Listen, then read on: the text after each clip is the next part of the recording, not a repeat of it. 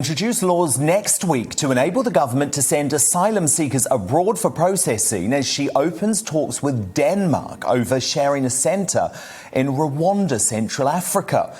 The Nationality and Borders Bill will include a provision to create an offshore immigration processing centre for asylum seekers for the first time. Boris Johnson is said to be keen on the plan after the arrival in Britain this year of more than 5,600 migrants who have crossed the Channel in small boats. Nigel Farage was on the scene today. He's not convinced. This is what he had to say. A shingle beach in Kent, and yes, no surprise, a beach landing a dinghy. There were 20 on board. They've scarpered. There's like a big manhunt going on now right across the Romney Marshes. We're here at Dungeness, and this on the day that once again Priti Patel tells us she's going to get tough. All these people will be deported to somewhere in Africa where their asylum claims are going to be processed. It will never happen. 20 on this boat. Another landing 3 miles down, 45 on that boat. Why are they reaching the beaches? You can see it's a foggy day, very difficult for Border Force or anybody else to pick them up. So I've heard of 45, 20, I've heard of 33 in the Dover already this morning. We are currently running at double the rate of last year. It will be at least 20,000 this year unless something is done. That is coming at a massive cost to this country. And please bear this in mind. When the newspapers show you pictures of young kids and women, 85% of those that come are young men with 18 and 28 years old. And frankly, we've no idea who any of them are. And Priti Patel, well, I'd say pretty useless. Enver Solomon of the Refugee Council, however, disagrees with Farage. He calls Priti Patel's plan nasty, ill thought out and a policy that is doomed to fail. But former Border Force Chief Tony Smith says that while France continues to refuse to return migrants at sea, they will continue to risk their lives on this dangerous crossing and human smugglers will continue to benefit. So we need to look at other options. Both join me now. Enver, why are you opposed to this plan?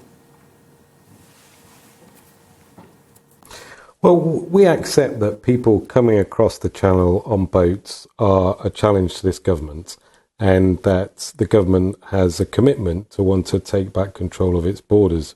We just don't think this is the way to do it. We need to understand that as a nation, for generations, people have come to this country taking their lives into their own hands, fleeing the Nazis, fleeing the Shah, the tyranny in Iran, fleeing the war in Yugoslavia more recently, the wars in Afghanistan and Syria, and we've always given them a fair hearing on British soil.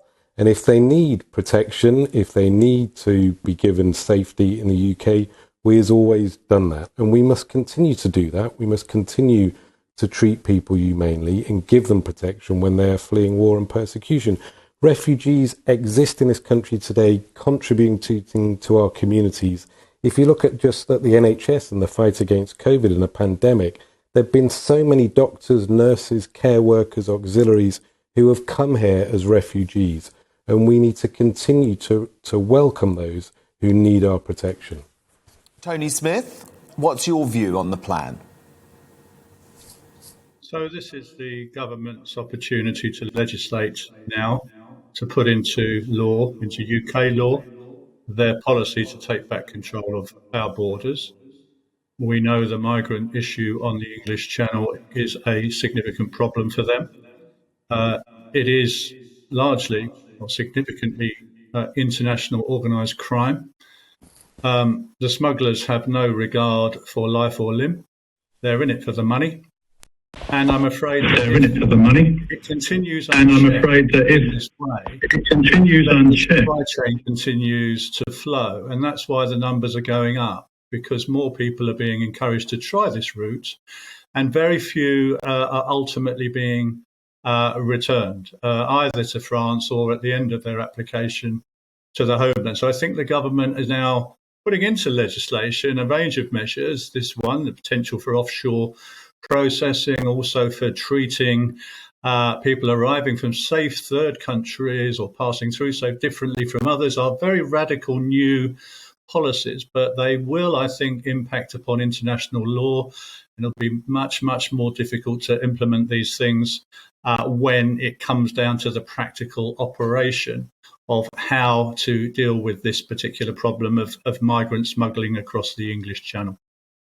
Enver, this program was used successfully in Australia, offshore processing. It did stop the boats. They sent illegal migrants to countries like Papua New Guinea, where they would be processed. Why do you think the Australian example doesn't provide a blueprint for what our government could do?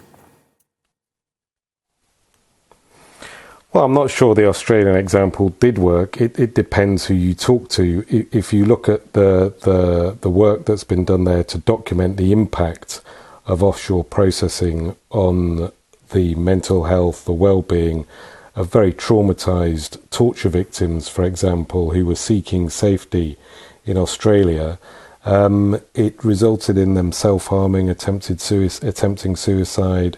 The outcomes were pretty horrendous and brutal and very cruel.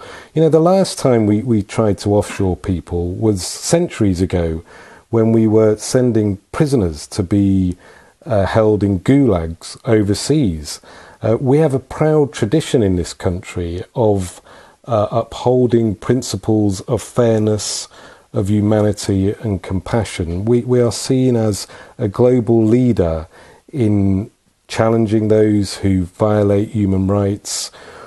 We, as a result of that, have always prided ourselves on giving people a fair hearing who come to this country. We allow the boats to continue to arrive in, but then we encourage people smuggling and criminals, don't we? Well, if you let me finish, I'll explain. And that's exactly what we've always done. The way you put the criminal people smugglers out of business is you ensure that people are not forced to take their lives into their own hands and to risk these very dangerous journeys. And the way you do that is you create what are known as safe routes for people who are fleeing oppression, war and persecution. In the way that when people had to flee Idi Amin in Uganda decades ago, we welcomed people here who were fleeing torture in the way that we welcomed 20,000 Syrians over the last few years who were fleeing the war. In the way today we are opening our country to individuals who have acted as translators in Afghanistan. All these people have had to flee war, persecution and oppression. You need to provide safe routes for them to enable them to come to Europe, and then European countries need to fairly share the burden between them. But Tony, no one is saying that we shouldn't have legal immigration, especially for refugees who've gone through this sort of trauma. The issue with allowing this channel route to stay open is that the numbers are doubling year on year, and these people who are coming into the country are putting their lives at risk. Yes, indeed. So we're conflating two issues here. There is a huge imbalance between the number of people seeking protection around the world and the numbers that countries are prepared to take, I'm afraid. Even the more generous countries, if you look at the figures, America, Canada, Australia, have significantly cut back their bids on UNHCR resettlement programs. We took 5,000. I think it's in 2019, the last figures I saw. And you say, well, that's just a drop in the bucket. If there's 80 million people displaced around the world and we're taking 5,000, we're not doing our bit. But we were still third highest in the world and highest in the EU. We need to understand the difference between refugee resettlement programs and asylum. So there are more asylum seekers, if you like, in South America and in various places than countries are prepared to take. That is an international problem. What we're dealing with on the English Channel is relatively new. It wasn't around when I was in the border force.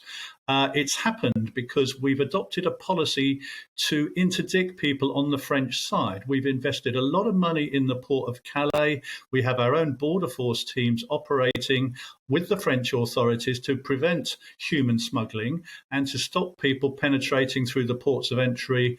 And so this is displacement. The smugglers are resorting to more dangerous routes. We have had drownings. We will, I fear, see more if we don't find a way of stopping this. Now, there's a solution as far as I see it, is that France is a safe third country. There is provision in international law for us to come to an agreement with France, which would enable people, once we're satisfied they're safe and well, which is our priority, to enable their claim to be decided in the point of provenance. France is a country which is a signatory to the 1951 Convention on Refugees. It's also, like us, a founder member of the UN Convention on Human Rights. I know, although France haven't been making this easy, and of course one of the reasons that Rwanda is being discussed is because Denmark are looking to do a deal with Rwanda for an offshore processing plant, and we could share the same resources. Enver, final word to you. If you don't want offshore processing, what's your solution? How do you stop the boats coming in?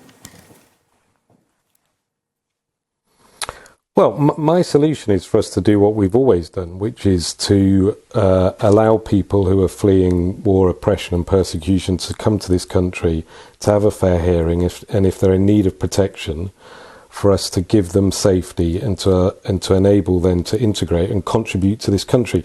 We're a country made up of a whole generation of people who have come from different nations and contributed to this country, including refugees and those people seeking asylum.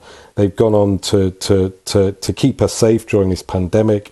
They've gone on to contribute as business people to ensure that we're a successful, booming economy and a country that's thriving. We should continue to do that by upholding the principle of providing refugee protection to those who need it. Those who don't, absolutely, we should enable them to be returned to those countries, to their country. But those who need it, we should continue to welcome them and enable them to contribute to this country, because refugee protection is a great British value. Across the nation, refugees are woven into the fabric of many, many communities and have gone on to be proud British citizens, and we should continue to uphold that tradition today. Refugee Council, and before that, the former Border Force Chief Tony Smith. Fascinating clash.